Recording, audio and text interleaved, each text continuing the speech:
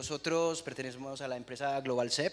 En este caso Roberto es nuestro cliente, de hecho un cliente muy enrollado, donde él trabaja en una multinacional que tiene clientes muy grandes, como puede ser un Tour España, un día, etcétera, etcétera, etcétera.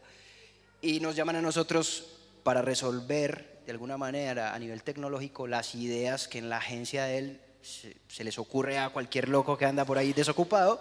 Y entonces a nosotros nos llega una idea como decir, bueno, es que se puede crear un robot que sea un guía turístico para Tour España, que detecte gente cosmopolita, y entonces a partir de ahí nosotros tenemos que analizar. Por un lado, crear un robot de cero, pues un presupuesto muy grande, un trabajo enorme para una campaña publicitaria. A partir de aquí,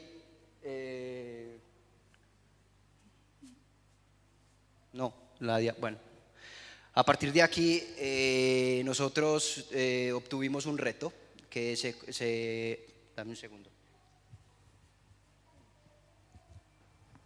A ver, se quedó en modo presentación. Ahora, recibimos entonces por un lado una idea, nosotros la transformamos en un concepto, estudiamos qué dispositivos podíamos utilizar para cumplir lo que el cliente necesitaba, que era un robot que pudiera determinar personas cosmopolitan a partir de una conversación. Encontramos este robot en el mercado que se llama Nao, es un robot que tú lo compras, lo abres, lo sacas, lo enciendes y no hace nada. A partir de ahí tienes que programar sobre él. El robot está preparado, digamos, tiene dos modos de programación. Uno es un poco más básico para personas un poco más principiantes y luego tiene un modo más profesional. En el modo principiante, el robot te permite arrastrar casillas con acciones y él ejecuta pues, movimientos, cosas que trae un poco de serie. En el modo, digamos, más profesional, ya permite entrar a conectar con aplicaciones de terceros, mediante lenguajes de programación como C++, Python o bueno, para aquellos que sean ingenieros, pues lenguajes de programación avanzados. Una vez que habíamos definido cuál iba a ser nuestro robot que habíamos elegido, teníamos que pensar en el entorno en el cual lo íbamos a presentar. Era Fitur. Fitur es una feria con muchísimo paso de personas, muchísimo ruido, ambiente.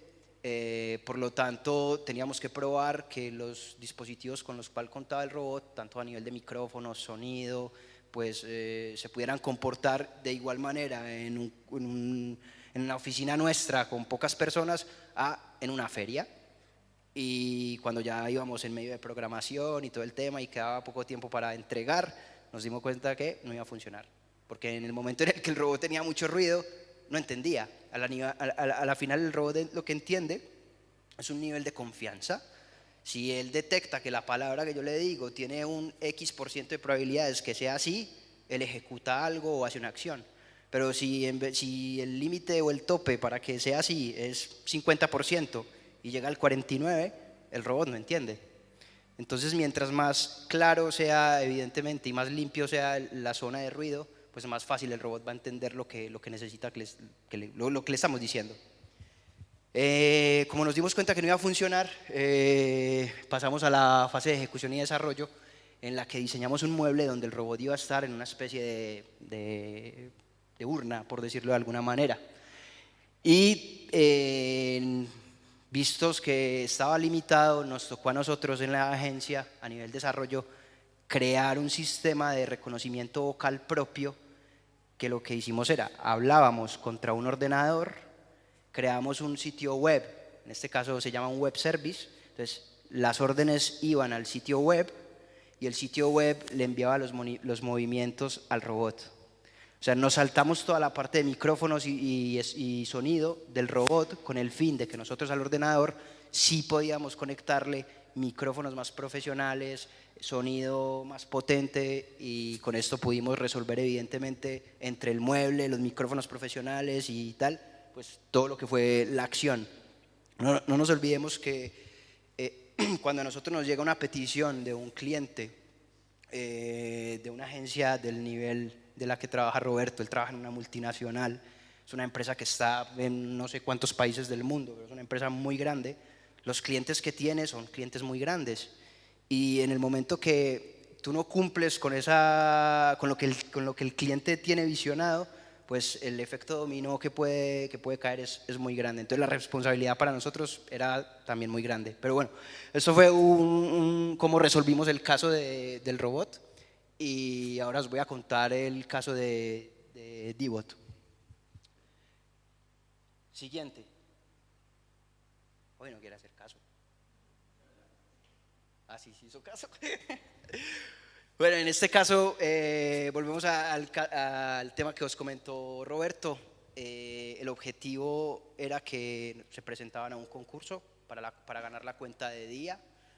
Cuando se habla de un concurso son empresas grandes, por lo general, las que entran a participar. Todas son empresas muy grandes, con ideas a ir a lo más loco, y eso va acompañado de un plan de medios, etcétera, etcétera, o sea, presupuestos, tal.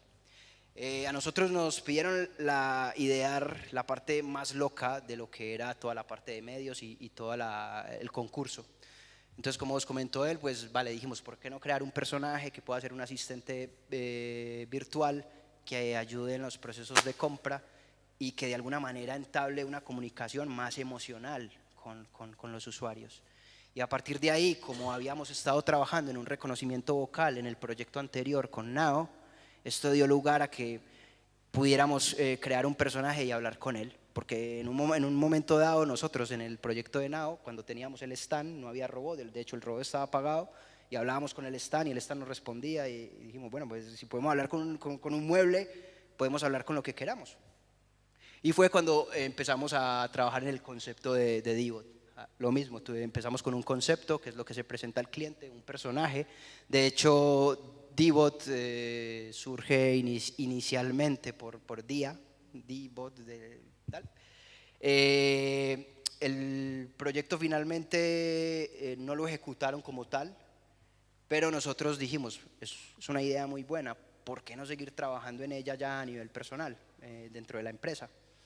Dijimos, vamos a hacer un prototipo, y empezamos a crear el prototipo, que es este que ven aquí, y que en la foto es un poco lo que hay por dentro. Al final es un montón de placas electrónicas, cables, micrófonos, sonido, y empezamos a encontrarnos con un montón de problemas a nivel de calor de los componentes, cómo refrigerarlo. Seguimos en prototipo todavía, es un prototipo aún. Sobre el cual, de hecho, hoy tengo aquí a una de las personas que nos está ayudando a nivel del diseño, en este caso, que le agradezco mucho. Y bueno, el objetivo es lograr conseguir o acercarnos a crear un producto que pueda ir dirigido a empresas o incluso al hogar.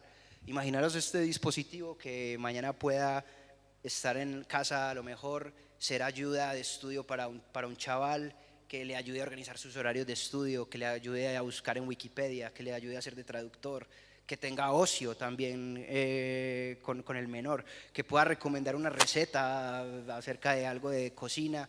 Entonces entramos en lo que se empieza ya a llamar inteligencia artificial, ¿vale? Siguiente. Vale. Por comentaros un poco o ilustraros un poco lo que hay dentro de D-Bot a nivel de programación, esto es un poco lo que veríamos.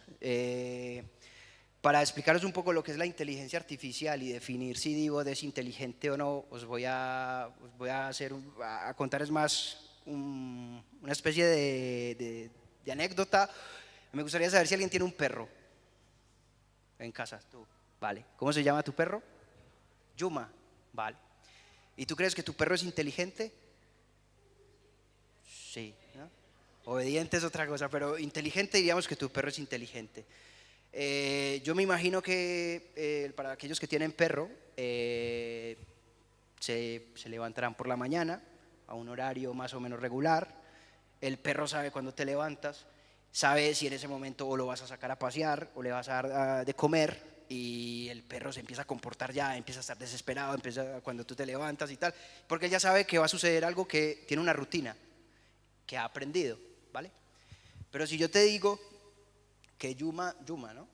Te ve un sábado por la tarde a las 5 de la tarde y tú estás preparando una fiesta en casa, ¿vale? De repente le empieza a ver que empiezan a organizar las sillas, a poner botellas de licor en la mesa, y él empieza a pensar, hostia, van a hacer una fiesta en casa, mañana no me van a sacar, se van a emborrachar, ¿yo qué voy a hacer? Y se empieza a preocupar. Entonces, de repente, Yuma, También toca el piano. esto Sufre. lo voy a apagar.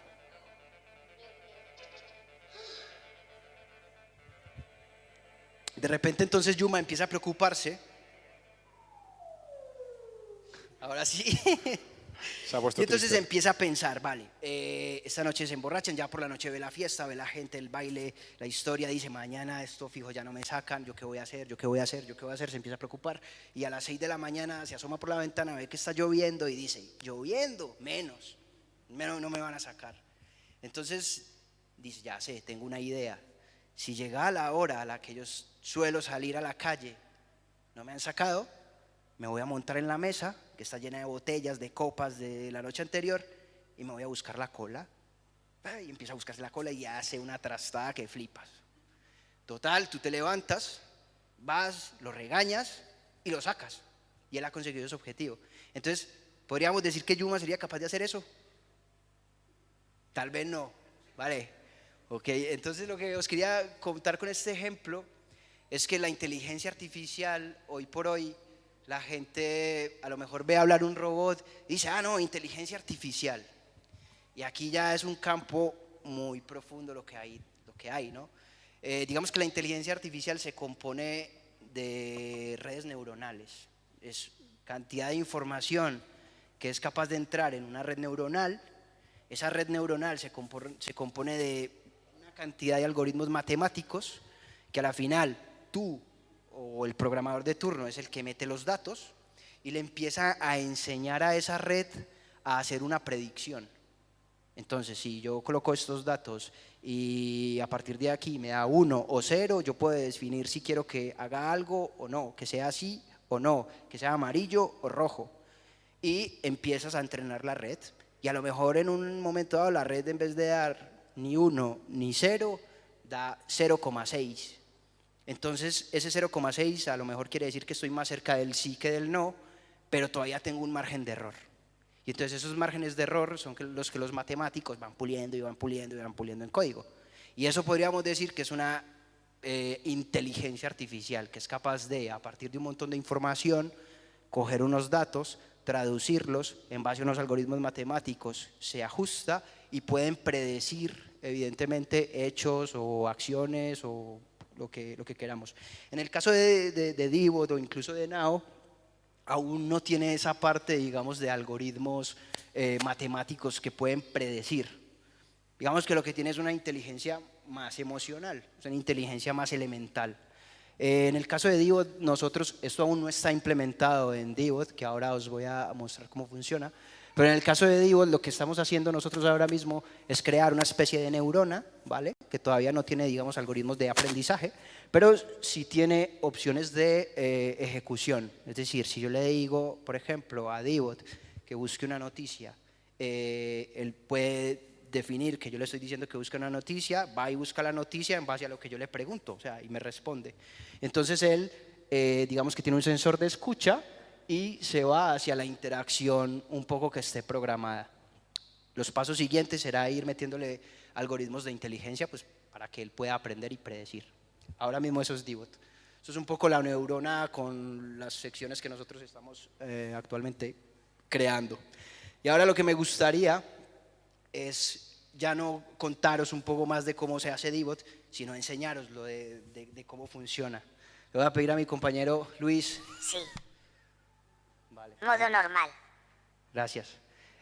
Contaros que, como os dijo Roberto al principio, esta presentación hoy era la primera vez que la hacíamos. De hecho, la desarrollamos un poco para esta charla. Entonces, bueno, voy a empezar a preguntarle cosas. A ver qué tal va. Dibot, ¿cómo estás?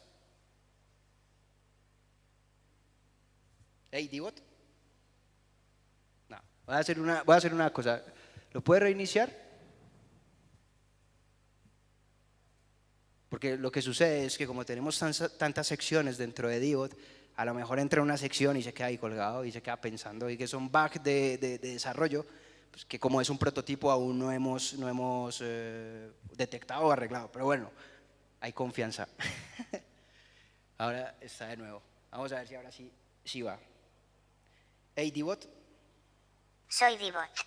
Ahora sí. Ahora él está en modo escucha y realmente está reaccionando a lo que yo le voy a hablar. D-Bot, ¿cómo estás?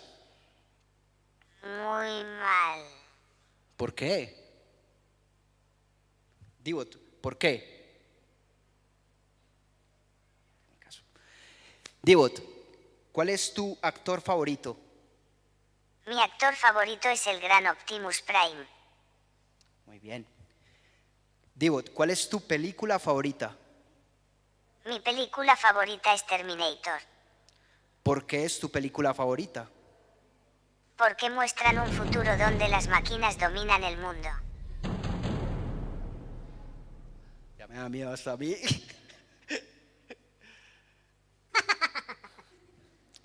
Bueno, vamos a hacer un ejemplo. Ahora nosotros tenemos conectado a D-Bot que puede... Soy yo. Sí, ya sé que eres tú.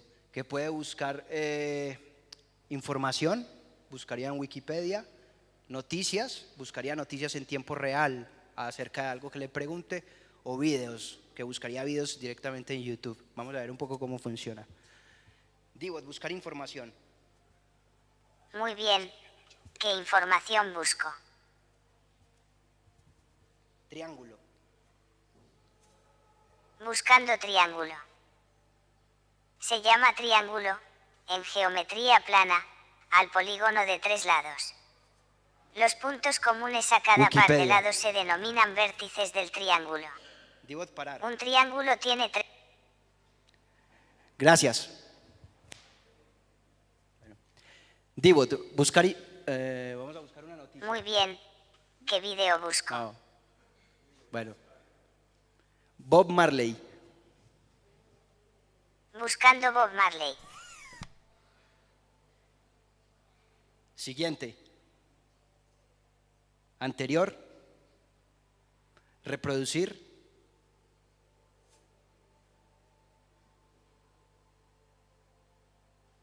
El coche de Marley, que es el hermano, pero bueno. Pantalla completa. Pantalla normal. Digo, hacer otra cosa. Enterado. Digo, buscar noticia. Muy bien. ¿Qué noticia busco? Mariano Rajoy. Buscando Mariano Rajoy. Mariano Rajoy pasó su último día como presidente en un Gizmodo en español. Una moción de censura encabezada por Pedro Sánchez ha sacado a Mariano Rajoy del gobierno de España después de que el Partido Popular fuera condenado por corrupción. Mientras se debatía la moción, Rajoy pasó su último día como presidente en INBSP. Digo, gracias. Este es un D-Bot de Podemos. Tenemos Me otro del agrada PP ayudar. también. Entonces, bueno, y podríamos hacer temas más a nivel advergaming, como por ejemplo, le podríamos decir, D-Bot, Batman. Soy Bruce Wayne.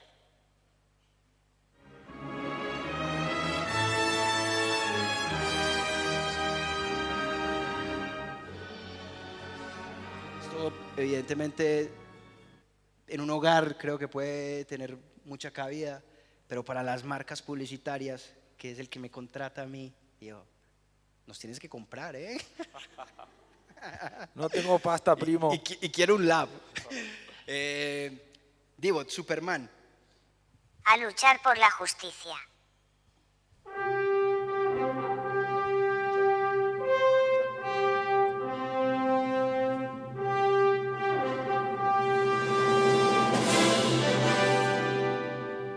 Así que, chicos, con esto cierro.